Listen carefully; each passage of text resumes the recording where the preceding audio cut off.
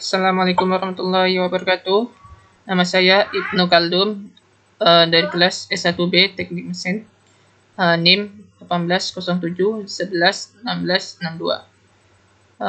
Baiklah, saya akan mempresentasikan tentang jurnal bearing.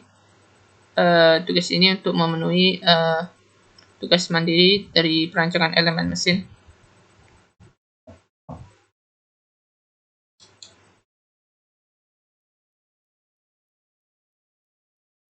Baiklah, ada pun materi yang akan dibahas, yaitu yang pertama pengertian jurnal bearing, kemudian yang kedua jenis-jenis jurnal bearing, yang keempat fungsi jurnal bearing, yang keempat cara kerja jurnal bearing, yang kelima adalah kelebihan dan kekurangan dari jurnal bearing, kemudian 6 bagian atau komponen jurnal bearing, yang ketujuh aplikasi jurnal bearing, yang ke-8 kerusakan dan perawatan jurnal bearing, yang ke-9 perancangan jurnal bearing.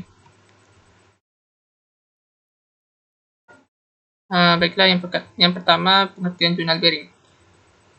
Jurnal bearing adalah bearing yang didesain untuk menahan beban yang tegak lurus terhadap sumbu shaft atau poros horizontal. Kemudian yang kedua, jenis-jenis jurnal bearing. Jurnal bearing terbagi dalam beberapa jenis, yaitu yang pertama berdasarkan kontak antara jurnal dan bearing. Kemudian yang kedua berdasarkan prinsip operasi kerja.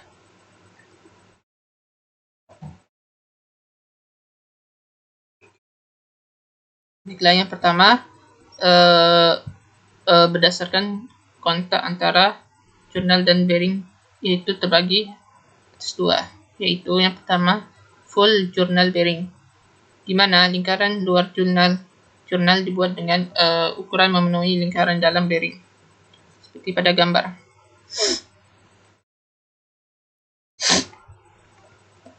Yang kedua adalah partial journal bearing, di mana lingkaran antara jurnal dan bearing mempunyai clearance, seperti pada gambar. Yang kedua berdasarkan prinsip operasi kerjanya terbagi dua, yaitu yang pertama bearing hidrodinamis. Bearing hidrodinamis adalah ketika bearing menghasilkan film pelumas bertekanan dalam bearing tersebut untuk menopang beban akibat perputaran poros. Yang kedua, bearing hidrostatis. Bearing hidrostatis juga menggunakan film pelumas bertekanan untuk menopang beban, namun tekanan ini disuplai dari sumber luar.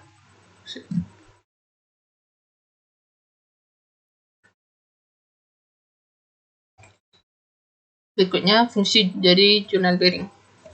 Fungsi jurnal bearing itu untuk menahan beban radial, beban tegak lurus dengan poros, dan biasanya untuk putaran tinggi dan beban yang besar. Kemudian ada cara kerja dari jurnal bearing. Jurnal bearing dapat bergerak akibat adanya gesekan luncur antara permukaan jurnal atau shaft poros dan perputaran bearing dan permukaan bearing dengan perantaraan lapisan pelumas, sehingga jurnal atau shaft dapat berputar dan ditumpu oleh lapisan film pelumas. Kemudian kelebihan dari jurnal bearing. Yang pertama, bearing tipe ini mampu menopang shaft yang besar. Kemudian yang kedua, awet dan tahan lama. Kemudian yang ketiga, efek redaman dari film minyak membantu membuat mesin beroperasi dengan tenang dan halus. Kemudian kekurangan dari jurnal bearing. Yang pertama, membutuhkan suplai minyak pelumas yang besar. Yang kedua, hanya cocok untuk temperatur dan kecepatan rendah. Yang ketiga, pembentukan lapisan minyak pelumas lambat.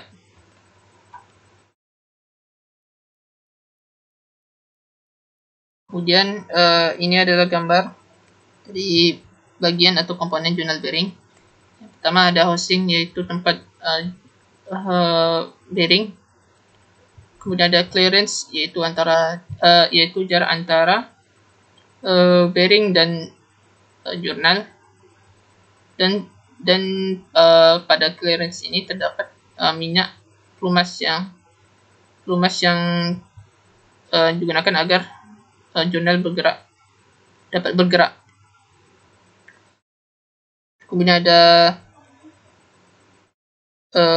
oil inlet, yaitu tempat masuknya pelumas. Kemudian ada bearing liner, kemudian ada split type. Berikutnya aplikasi jurnal bearing. Aplikasi jurnal bearing ini biasanya terdapat pada mesin turbo mesin seperti turbin uap, generator, blower, kompresor, motor bakar.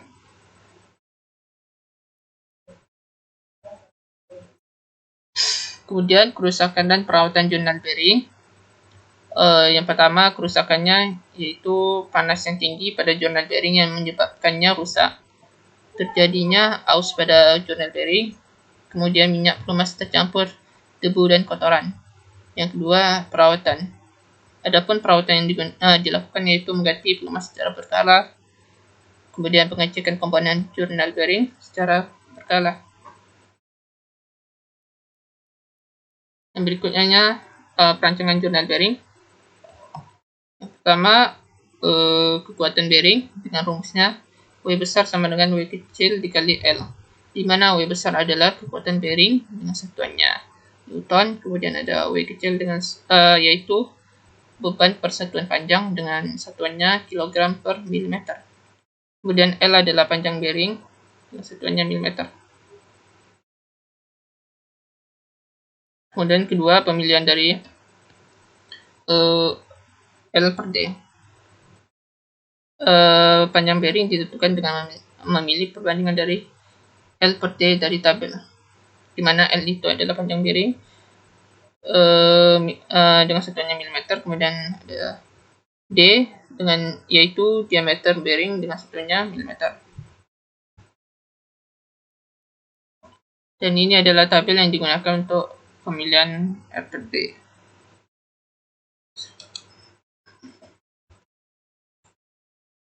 Dimana sebagai contoh, jika L per D-nya yang didapatkan yaitu nilainya antara 0,6 sampai 1,8, maka jenis mesinnya automobil.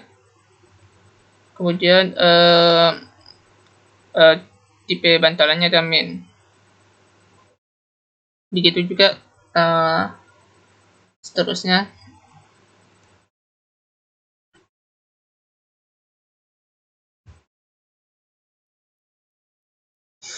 Yang ketiga yaitu tekanan bearing. Dengan rumusnya adalah P sama dengan W per D kali L, di mana P yaitu tekanan bearing dengan satuannya Newton per milimeter kuadrat, W adalah kekuatan bearing dengan satuannya Newton, kemudian D adalah diameter bearing dengan satuannya milimeter, kemudian L adalah panjang bearing. Kemudian ada keempat, itu viskositas pelumas dengan lambangnya Z. Cara kita menentukan viskositas pelumas ini yaitu kita melihat pada tabel dengan cara kita melihat yang pertama yaitu tipe dari pelumas yang akan digunakan pada bearing dan suhu dari pelumas itu sendiri. Sebagai contoh, yang pertama pelumas tipe SAE 10, kemudian dengan suhu dari pelumas itu yaitu 30 derajat, maka maka viskositas pelumasnya yaitu 0,05.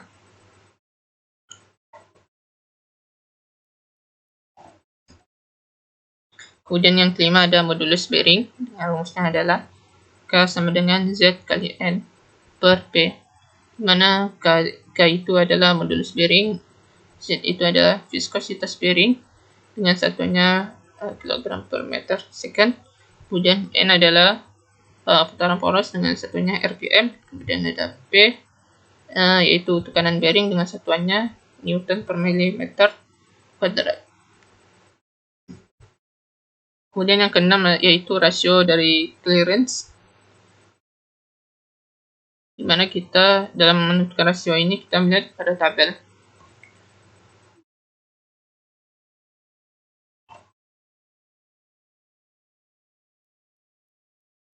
Kemudian yang ketujuh yaitu koefisien gesekan, dan rumusnya yaitu nu sama dengan 33/10⁸ dikali dalam kurung z kali n per p dikali dalam kurung d per c ditambah k, di mana k-nya sama dengan faktor koreksi yaitu 0,002 untuk L per D dengan nilai antara 0,75 sampai 2,8. Kemudian yang ke-8, panas yang ditimbulkan dengan rumusnya Hg sama dengan nu kali W dikali V. Nu itu adalah koefisien gesekan, kemudian W adalah kekuatan bearing, kemudian V adalah kecepatan keliling dari bearing. Kemudian 9, panas yang dapat dipindahkan dengan rumusnya HD sama dengan C kali A dikali dalam kurung TB dikurang TA, di mana HD adalah panas yang dapat dipindahkan, C adalah koefisien perpindahan panas, kemudian A adalah luas proyeksi dengan rumusnya D kali L, kemudian TB sama dengan temperatur bearing, kemudian TA sama dengan temperatur udara ruangan. TA adalah temperatur udara ruang kerja, kemudian TB dikurang TA sama dengan 0,5 kali dalam kurung T0 dikurang TA, di mana T0 itu adalah temperatur lapisan pelumas. Baiklah, terima kasih. Mohon maaf apabila ada kesalahan. Assalamualaikum warahmatullahi wabarakatuh.